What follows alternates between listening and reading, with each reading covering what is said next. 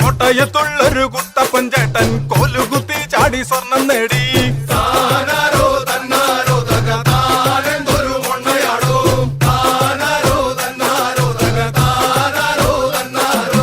ആറിട്ട റൊട്ടില് ചൂലിട്ടൊരച്ചപ്പട്ടാറിനും ചൂലിനും തീ പിടിച്ചേ.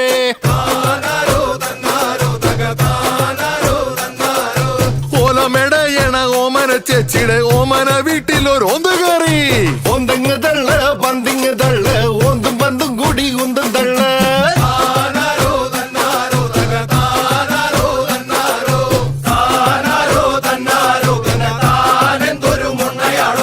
പാലക്കാട്ടുള്ളൊരു ഹോട്ടലിൽ ചെന്നപ്പോ പേന കൊണ്ടാണ് കണക്കെഴുത്ത്.